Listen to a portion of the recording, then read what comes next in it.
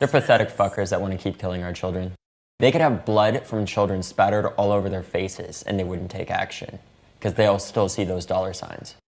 So, angriest boy in the world, David Hogg, just did a new interview. And I want you guys to watch this and see what kind of person the Democrats have decided to build their movement around. They've spent billions of dollars on this kid, and he is the worst. Just watch. What like really strikes me is that like you guys are obviously doing a lot of work and like a really good job of doing it, but at the same time I'm always in the back of my mind it's like you guys are kids and there are like adults that should be doing, like, do you guys ever think like why the fuck are we the ones who are doing this? Well, at this point it's like when your old ass parents like, I don't know how to send an iMessage, and you're just like, give me the fucking phone, and you take it and you're like, okay, let me handle it, and you get it done in 1 second. Yeah, you tell those parents to give you that effing phone, man. Jesus Christ, guys. I mean, this kid is horrible. He calls his parents old effers. And here's the thing. This kid doesn't respect his parents. How do we expect him to respect our Constitution and our country? And it's obvious he doesn't.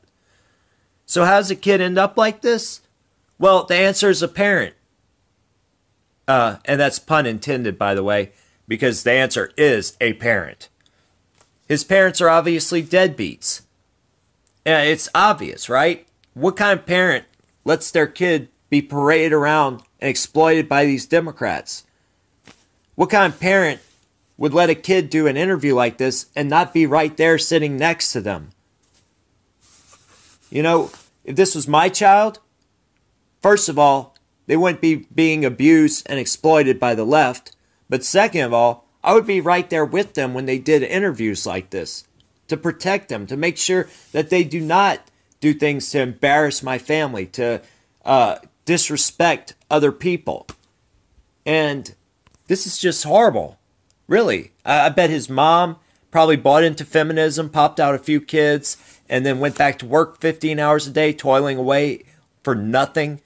I bet his father, you know, never played catch with him, never did anything with him.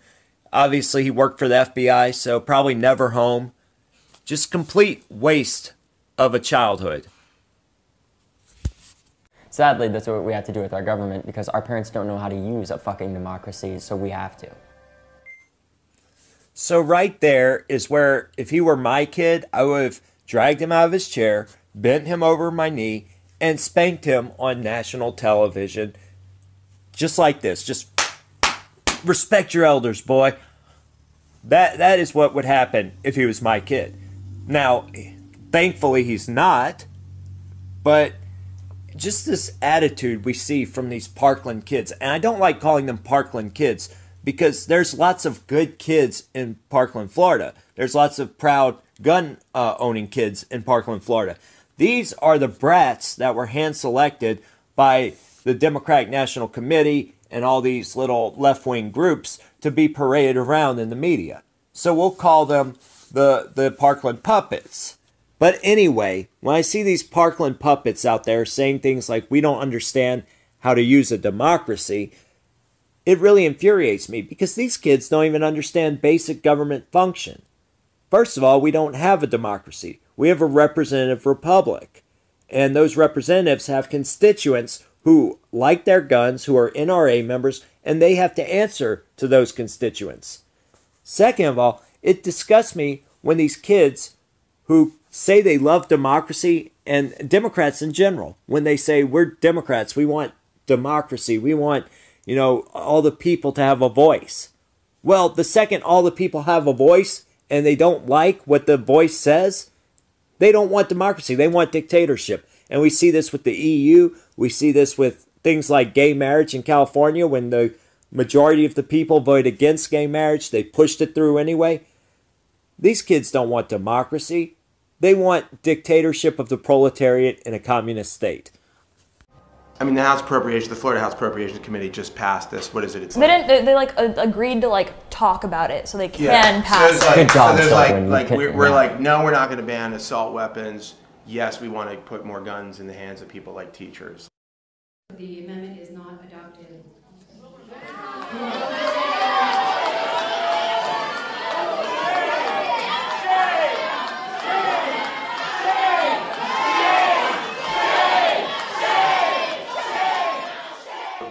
your brain short circuit when you hear that? Like, what is your thought? It just makes me think what sick fuckers are out there that want to continue to sell more guns, murder more children, and honestly just get reelected. What type of person are you when you want to see more fucking money than children's lives? What type of shitty person does that? So I guess David is against Planned Parenthood too, right? Because they kill more kids than anybody. Well, he's not. He's making this emotional argument, and the truth is, it's not about protecting kids. It's about disarming the populace. And if you don't believe me, go watch that video clip of that town hall meeting and see all those people who had matching shirts. That somebody's paying for this, right? People are being paid to go to these meetings. They're getting money to buy these matching t-shirts, and they do this because there are billionaires funding this whole thing, people like Michael Bloomberg, and they want to disarm the populace. Well, I mean, the way that they're talking about it now, the way Rick Scott has been talking about it is like, when the shooter arrives, we need a metal detector and a guard. Point, with Rick Scott, it's like, when I get elected to Senate, we're not going to let that fucking happen, and you guys better not either. I want to make it virtually impossible for anyone who has mental issues to use a gun. Because he's like, oh, I'm going to implement all of these amazing things. Let me make sure I do it right before my election for Senate when I try calling out Bill Nelson. He's turning this political. So I don't like Rick Scott, but politicians are political. That's why they're called politicians. What bothers me is that this is the pot calling the kettle black. That David Hogg is as political as it gets. I mean, this kid is a leftist from head to toe. He wanted to be on CNN.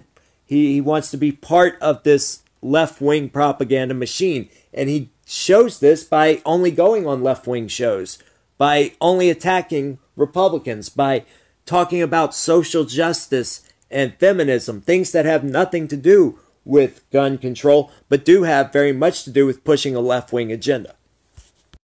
What is striking to me about this is that you guys seem to have such mastery of the internet in a way that I feel like, I mean, literally any politician pretty much can't even approach it. And that's the great thing about it, because those fuckers aren't going to get reelected. But on the internet, they're on your turf, essentially. Like, this is the way I think about it. But like, you actually have to take that turf and take it to theirs, which is like making laws happen and getting people elected, or making sure people don't get elected. I mean, when you start hearing from your political aides that there's a shitload of angry future voters, you start to worry a little bit.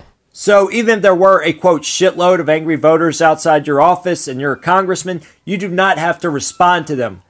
Too many companies and politicians have been responding because people want to throw temper tantrums, protest, and riot. Okay? That's giving the terrorists what they want, right? I mean, look. The fact is, we should not let the loudest people dictate policy in this country, because you know who are loud? Children and people with low IQs. The ones who are telling people that they're crisis actors, like... Yeah, I'd love to meet that. Hey, if you're out there, fuck you. But where your turf meets theirs is that's actually a great point. Like the world of InfoWars and 4chan and Mike Cernovich and like Reddit and the conspiracy theory, like the dark underbelly of the internet, is actually where you guys are met in some way. You know, is there's a cover-up going on. They are pulling videos of this young man, a David Hogg, whose father is an FBI agent. So honestly, it's been a great thing because people are becoming more critical thinkers and becoming more politically active as a result. It's also been great advertising for me in terms of acting, because I don't give a shit what people say about me, but they've quadrupled my Twitter following and they've done a great job of that. So right there, David Hogg just admits that Alex Jones was right. And this is so stupid, because anybody who sees this kid knows right off the bat that this kid is entitled. He's one of these people who wants to be famous. He probably fancies himself an Instagram model like so many other wasted youth nowadays do. And, you know, it's all about the clicks, right? It's all about the likes. He doesn't care about guns. He doesn't care about dead kids. He doesn't care about any of this stuff. He only cares about himself. He doesn't even care about his parents. We saw that earlier. So in terms of regulating guns, are you more in support of regulating certain types of guns or certain people's access to guns? Well, honestly, it's all right that people are buying more guns. I just care that they're being safe individuals and they can practice their Second Amendment rights all they want. I don't give a fuck about that. I just want to make sure that a crazy-ass individual doesn't get an AR-15 or any weapon at all. So I think we need to start calling him David Fame Hogg, right? Because he loves the camera. You know, this kid, he's called for banning assault weapons before. He's called for banning semi-automatic weapons. We know that he's not some moderate who just wants to keep guns out the hands of crazy people. And we know the people backing him, the people flying him around the country, are not moderates who just want to keep guns out the hands of crazy people. They want to keep guns out the hands of everybody except their private armies. That's what the people backing David Hogg want. But David just wants to be on camera. So I guarantee you, if Fox News came to him tomorrow with a nice little contract, he would quickly change his tune. So play this out for me. Let's say you can get a law passed, one federal law. What is it? Like, what does it look like? What is the first thing, the strongest first thing that you do? An absolute, if you have a history of mental illness, our policymakers need to define that, because I'm not going to. I'm fucking 17. I shouldn't have to. Right.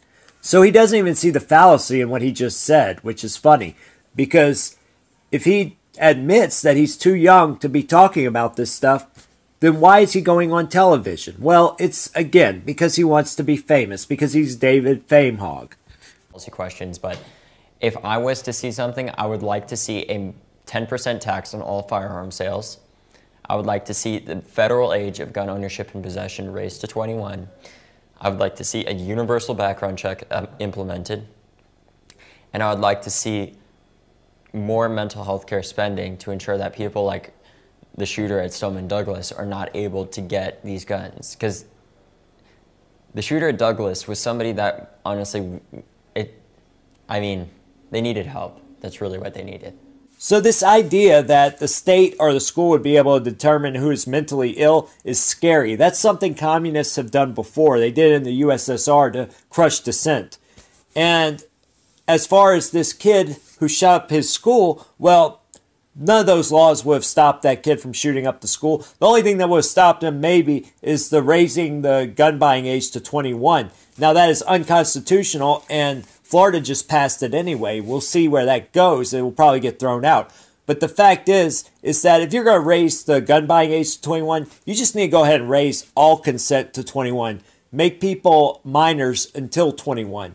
Today's generation, hell, they're babies all the way into their 30s. So, maybe we just need to adjust that age of consent, that age of adulthood to, match the times. That's how it's going. What comes next? Literally any action is what comes next. Just standing up and saying, fuck no. We don't want to see any more of our friends be murdered. We don't want to have our kids prepare for school shootings in the future. We've grown up around Columbine. We've grown up through the recession. We've grown up with 9/11. We've grown up in this police state. We know what it's like to be heavily regulated. And we've seen that oftentimes it can be a very contentious topic, but it's something that we have to work together on, and something that we need to come together as Americans, not as Democrats or Republicans on, but as Americans, and realize this is our life, and these are children. So he ends his opus of F-bombs and fallacy with more fallacy as he calls for Democrats and Republicans to come together and talks about how horrible the police state and regulation are. He is pushing policies that are strictly Democrat-backed while bashing Republicans. And those policies he's calling for increase the police state and increase regulation. So I want to go off on a tangent here, but I'm not going to. I'll just say this, that throughout this video, we've seen what a spoiled, entitled, vindictive, and disrespectful brat David Hogg is. And he's not suffering some sort of PTSD from this shooting. Trust me. I've been in a war, and I was his age when I was in that war.